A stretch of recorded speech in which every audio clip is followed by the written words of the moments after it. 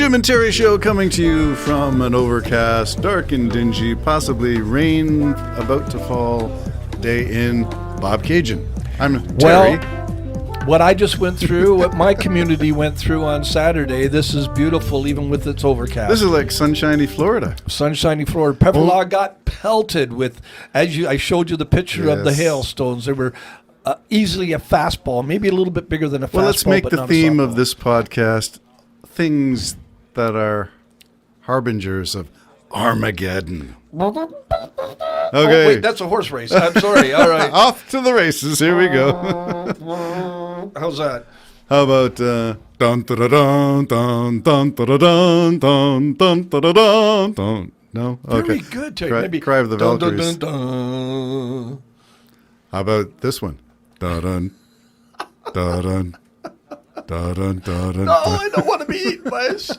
Okay, so all of these things, how do they tie together? Well, we've got Maui in the news, we've got the Yukon in the news, and we've got Pefferlaw in the news. Well, Pefferlaw, you see, when you look at what other people are going through, you count your blessings. But the reason I said it, I forgot to tell you, and then I showed you out there, and both of you went, ah!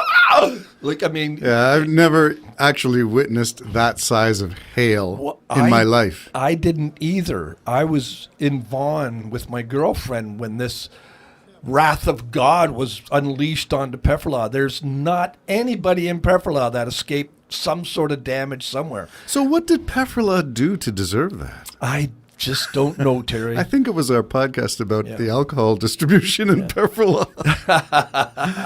Well, hey, just followed it, didn't it? Yeah. All right, there you go. Maybe it's still going on, is it? That's our conspiracy theory. But this just damaged eave troughs. Almost every car, if not every car on Pefferlaw, and yet you were saying that communities before Pefferlaw and after didn't get it, but you got it. Yeah. I think it just was a thin line that went through, and I had friends say it was just like if ever there was a scene in a war, that's what it sounded like, just scary, banging, and banging, and banging. And a friend of mine was on a pond, and the pond, it would hit the pond, go boom, whop, and a big whop of water would come up out of the... Yes, like a bomb was dropped in the pond. And when I went through my backyard, I could see holes all in the lawn, as if animals had dug them, right? It took me a minute to say, that was the hailstones. I mean, I don't know if you were walking. I don't really know how you would survive. And my son's holding one in his hand. That's, as I said, yes, bigger the than size of a softball. Yeah, unbelievable. So it was huge. I've never seen it. Remind me of the Bible when there's hailstorm's going to be 100 pounds. Well, it seems like you're on your way there to test the theory. I guess. But then you think of Maui, and you go, oh, my goodness. It's we had hailstone. They had everything burned out. Yes, in a literal flash, fueled by the winds of a hurricane. Yeah. No time to run. Well, and then you ended up, running into the ocean? There are things in oceans, like sharks. Jellyfish, and I don't know. Saber-toothed bass. I don't know. Saber-toothed bass. But like 111 dead by last count, 111, I think, dead. Yes, and 1,000 still missing. So the count's going to go up. I mean, if they're missing, they're missing, right? Yes, if you haven't reported in or nobody's been able to find you yet. Yeah. Wow. Because I'm sure they have registers set up now everywhere. Have rescue dogs on the ground to try to sort. It was horrible. It was, as you were saying, an act of God or something. The fire was started possibly by a wire coming loose and setting something on fire. And fire in a 60-mile-an-hour wind is not a good thing. And it just swept through and trapped people in their homes. Some died in their cars trying to flee. Others fled to the ocean and just went into the water and waited. It is certainly a calamity, and we're thankful for organizations. In the American case, it's like FEMA, the Federal Emergency Management. Yeah, I know someone who works for them. So that's good. What is not good is when the people feel that they're not being serviced. So you go to news channel after news channel, and the victims are talking about how unsupported they feel. Well, I don't even know how to begin supporting. Here's a sandwich. It just don't cut it. You know what I mean? Like, you got to put them somewhere. They got to stay in a hotel. Well, the hotels in that area are burned down like everything else is burned down. So you got to transport them. and you're looking at a fairly large community, I would think.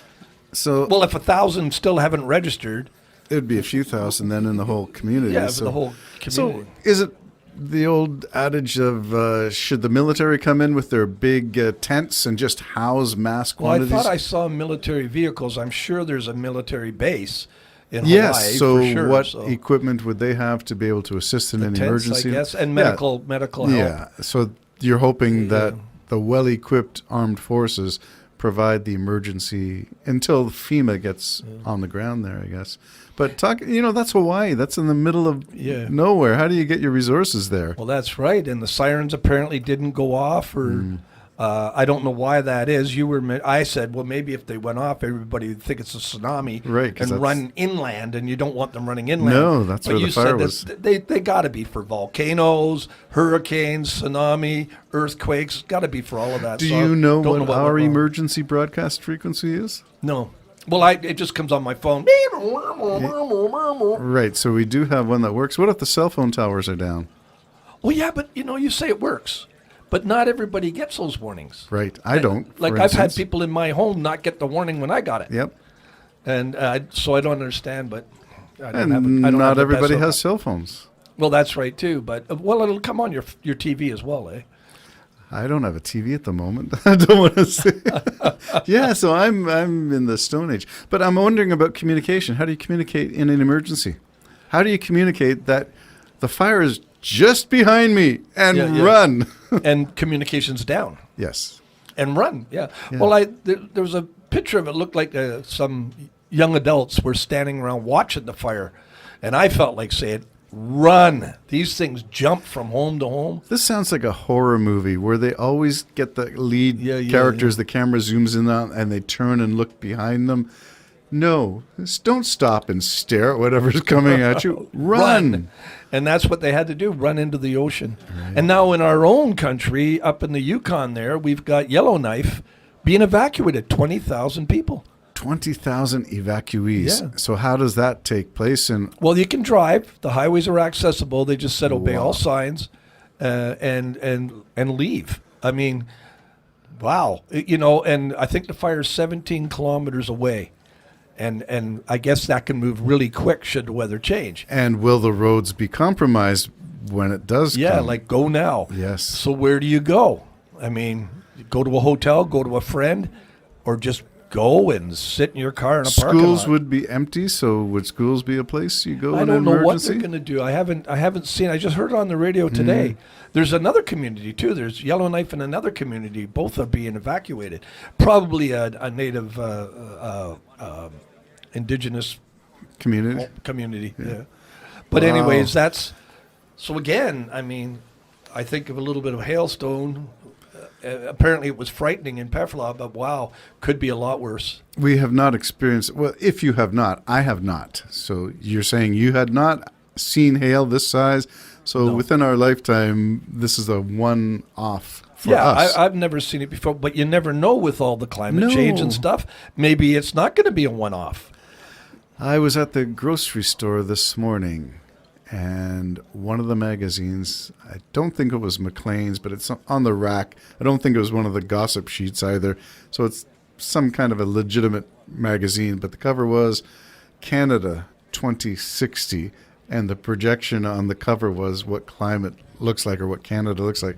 It looks like Yellowknife being evacuated, or it looks like the other communities in Alberta that have been evacuated because fires are raging, or BC when fires rage and they're all burned out, and that looked like Maui now, and that's Canada. That's a regular thing for 2050. Well, then what do we do? I guess the population's kicked down a notch. Technology and everything. I don't know what you can do with it. Will there be the elite who get to live in their fireproof communities and the others just suffer it through? Will there be farmland? Will there be farming? Will there be fresh water? All kinds of stuff. It's important to ask the questions, how do we avoid getting there? Well, didn't we hear years ago it's too late anyway? It's too late, baby, it's too late. Well, yeah, I mean, really do. I'm not exactly sure what needs to be done. And if it's that dire why it isn't being done, I guess money gets in the way, doesn't it? Well, you and I have often speculated, and this is where environment crosses over into politics, crosses over into money, which is capitalism. And yes, filthy lucre was the biblical word, or Shakespearean term, I think, filthy lucre. Lucre meaning money and filthy meaning dirty money. Yeah. It's in politics. It's in industry. It's in big business where you're too big to fail. So we got to use taxpayers' money to bail people out. Businesses, Detroit, Ford. And if technology hasn't developed good enough yet, then the government has to say we can't take their cars away. How are we going to get around? How's the economy going to go? So I think it's more money-driven, which is the oil and gas industries have pumped us so full of advertising. It's like cigarettes and tobacco and saying, it's not going to kill you. But they knew it was going to kill you when they added those, 57 carcinogens to the cigarette basic tobacco package. We got to remember there are people that just don't care about human life or anything. That's They're true. just going to sit in their... like we know the Russian oligarchs and all them. Just we know that care. We have bigwigs here that'll poison you and kill you and be sitting on their yacht drinking, or they claim bankruptcy and they keep all the money. The opioid addiction. There's a big documentary now on that family that was responsible for the opioid addiction. Yeah, they knew what they were doing. They knew what they were doing. Who are you and me that we can be killed for their lifestyle? Are these people going to be charged under the RICO laws? These opioid pharmacies? Well, they who knew knows? what they were doing. That's a criminal organization. Maybe Georgia's leading the way here. Well, maybe there's going to be others. Well, let's leave the theme as Armageddon, Apocalypse Now, or soon to be, coming to a theater near you. Coming to a community near you. Armageddon. The Jim and Terry Show, speculating on all things natural and unnatural. Bye-bye for now. Bye-bye.